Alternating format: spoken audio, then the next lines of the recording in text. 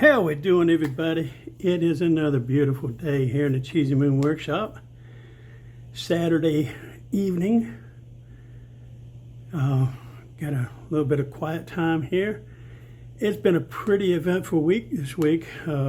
Work's been pretty busy, and the construction management guy, Mark, he took several of us superintendents out to do a little bit of team building activities on the gun range. Had a good time. On the way to the gun range, I was able to meet up with a fella and pick up a couple knives here.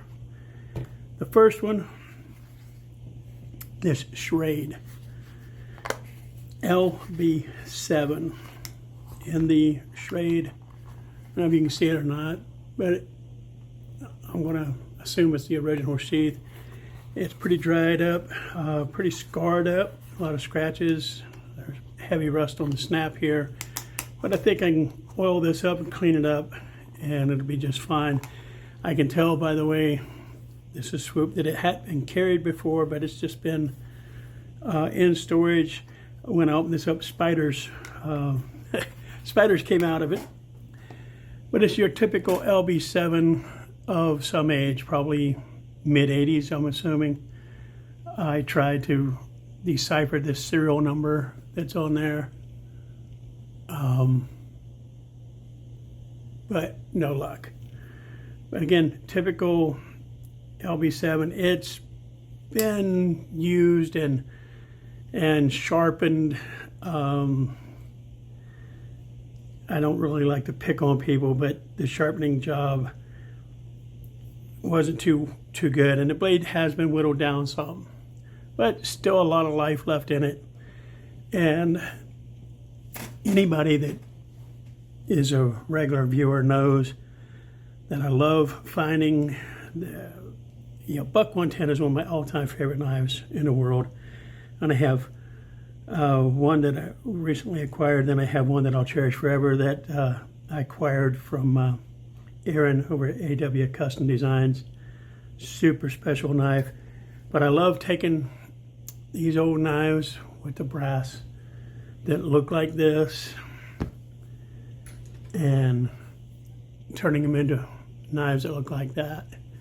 And this is a Pakistan Buck knockoff, but it is one of the best Pakistan knives I've ever held in my hand. Very nice knife.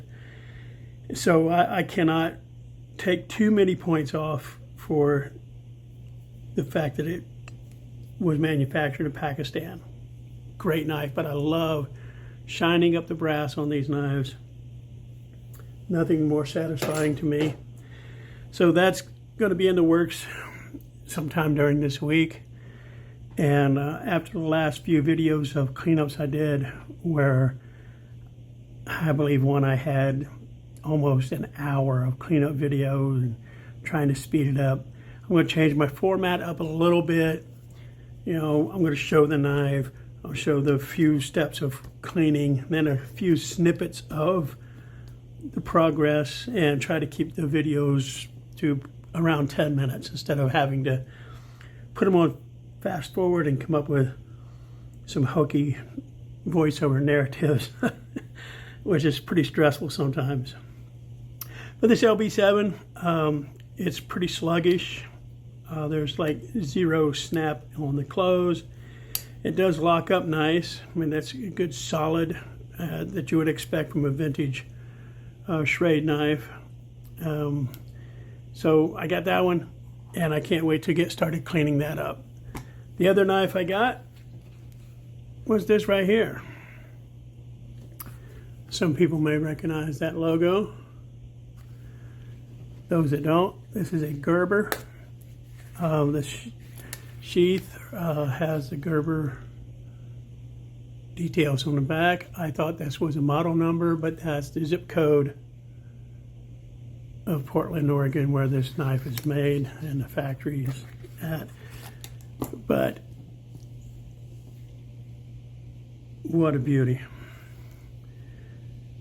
Again, this knife has been used and it was in storage, or I don't know, a drawer in a garage or whatever.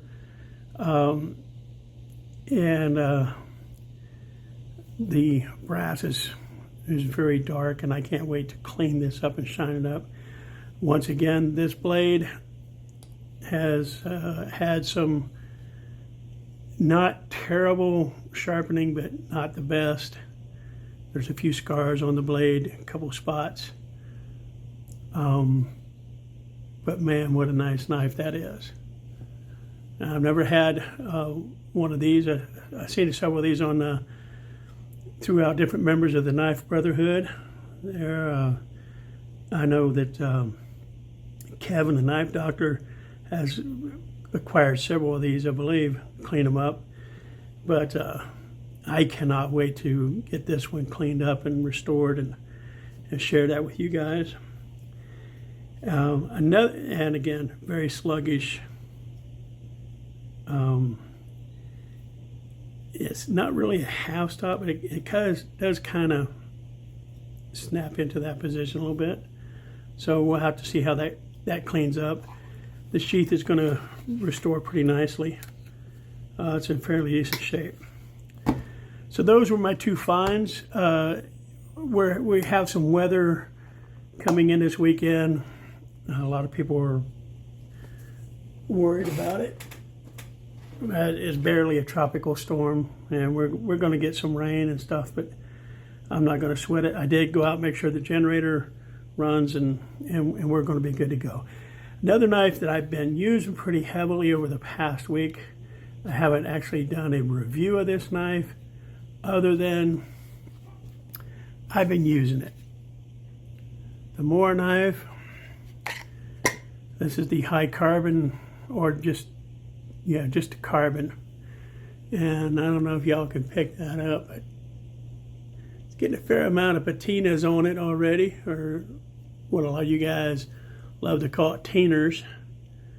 That is mostly from Granny Smith apples. But man, what a neat knife for the price. I mean, these things are like $12. And good Lord, I mean, I've used it. I've cut zip ties. I've cut, my Apple and packages and stuff. But at work, I've cut zip ties. I've cut heavy canvas bags and such. And this knife just floats through a sheet of paper like there's nothing there. And I've used it very extensively this week. And I don't know, it's just for like $12, as heavy as I've used that this week, it's pretty amazing. And I don't know that the $50 Moore knife is any more impressive or whatever, but I'm telling you what, man, I'm a fan. It's definitely going to be on my next camping trip. I have the BPS, I believe it is, the Ukrainian knife of the similar shape and form factor, but it has a wood handle. And then I have the, I believe it's called a Senko, which is almost identical to this. It's a Swiss-made knife, has an orange handle, needs a tip reprofiled. But when I go camping, I will do some comparisons on those. But what a great knife! Another knife that I've had this in my pocket for the past 2 weeks. This is that little CRKT. What do they call this thing? The Edgy 2.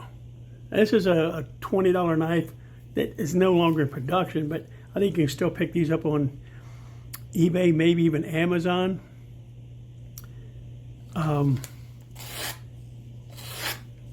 This thing is a little slicing machine. If you work anywhere, you got to cut packaging open, cut cardboard, containers open, anything like that. That is a fantastic pocket knife. Not very good for one-handed operation, especially me. My hands are kind of, I'm sorry, I'm out of there. My hands are kind of messed up. It has a little lock back deal here. And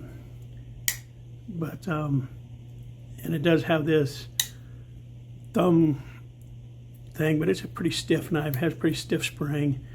And it's well oiled, but I mean, it's not a one-handed knife, but I mean, I tell you what, if you got to cut stuff, that's your knife. Not very good stabby, but this, it's almost like a modified Warncliffe type blade. I absolutely love that knife. And well, there you go, guys. These are going to be my two projects. In addition to the hatchet, for those who have been watching, I'm redoing a hatchet. Haven't forgotten that. Just it's going to take a bit of work to do that one. But these are going to be my next two cleanups. I'm going to give a shout out to a couple new subscribers. There's a fellow named Gabriel who subscribed today. He's a young, and he's, I think he said he was like 10 years old, and he's very interested in knives. Him and his grandpa have, I guess, cleaned up a knife or two. And I want to make sure I get him a couple of Cheesy Moon stickers sent off to him, and maybe get some information to send a knife or two to his grandpa. He's only 10 years old. I can't send him a knife, but maybe I can send something to his grandpa that the two of them can work on and, you know, clean up or tune up or whatever. I'm not going to send him a train wreck, but I'll send him a couple to work on, and maybe a couple other knives, so this young man can further explore whether he's going to be a knife guy or not. He seemed pretty enthusiastic about it, so we'll see how that goes. But Gabriel, I'll get a couple stickers in the mail to you. And with that being said, guys, I'm going to wrap this up today. And until I see you again, please remember to like, subscribe, hit the notification bell, and above all, have a beautiful day.